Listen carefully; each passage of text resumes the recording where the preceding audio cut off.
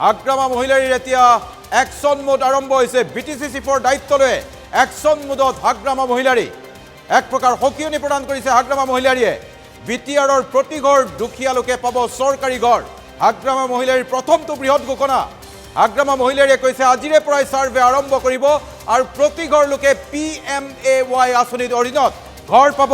নতুনকৈ গঠন কৰা হ'ব কেতবোৰ যি VCDC আছে, VCDC নতুনকৈ গঠন কৰা হ'ব, TCS LC গঠন কৰা হ'ব, টাউন কমিটি গঠন কৰা হ'ব, উন্নয়ন প্ৰাধিকৰণীকৰণ গঠন কৰা হ'ব আৰু প্ৰধানমন্ত্ৰী আৱাস যোজনাৰ বাবে ছাৰ্ভে কৰা হ'ব।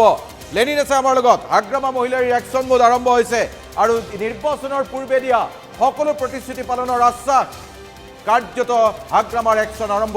লেনিন কুমন দাস, এইখিনি আমি ইয়াৰ পূৰ্বে জনাইছিলোঁ যে হাগ্ৰামা মহিলাৰীয়ে যিটো হ্ৰস্বম্যাদী কোনো ৰাজনৈতিক পৰিকল্পনা লৈ কিন্তু এইবাৰ নিৰ্বাচনত অৱতীৰ্ণ হোৱা নাছিলে।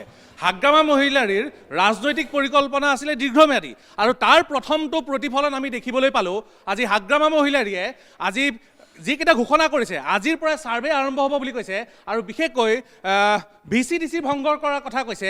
আৰু লগতে আমি জনাব বিচাৰিছোঁ যে হাগ্ৰামা মহিলাৰী BTC চুক্তিক লৈ যথেষ্ট চেঞ্চিটিভ, যথেষ্ট সংবেদনশীল আৰু হাগ্ৰামা মহিলাৰীয়ে কেতিয়াও বিচৰা নাছিল যে VCDC ভংগ হৈ যাওক, আকৌ নতুনকৈ নিৰ্বাচন হওক, VCDCয়ে নাথাকক।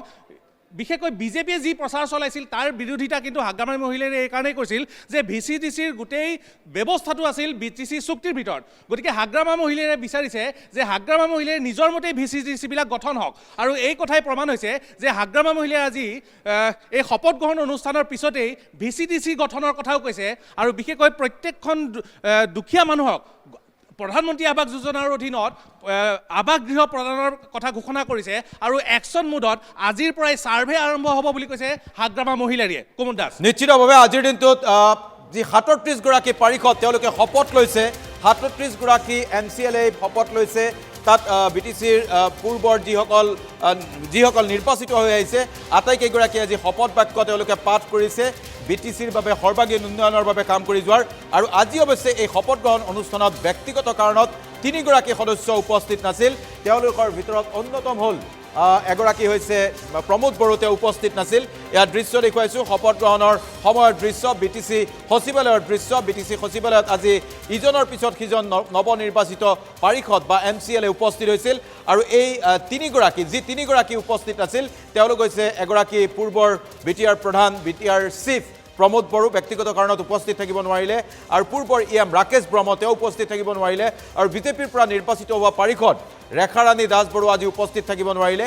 এই 3 গৰাকী সদস্যই পৰৱৰ্তী সময়ত তেওঁলোকে শপত গ্ৰহণ কৰিব। কিন্তু আজিৰ দিনটোত 37 গৰাকী পাৰিষদেই BTRত শপত লৈছে আৰু ইয়াৰ পিছতেই হাগ্ৰামা মহিলাৰীৰ হৈ দেৰ হাছাত বসুমতাৰীয়ে এক প্ৰকাৰ সকিয়নি প্ৰদান কৰিছে যে যি মতে কথা দিয়া হৈছে, কথা দি কথা ৰাখিবলৈ বদ্ধ পৰিকৰ হ'ব এই BTCৰ যি নতুন চৰকাৰ, হাগ্ৰামা মহিলাৰী নেতৃত্বাধীন চৰকাৰখন।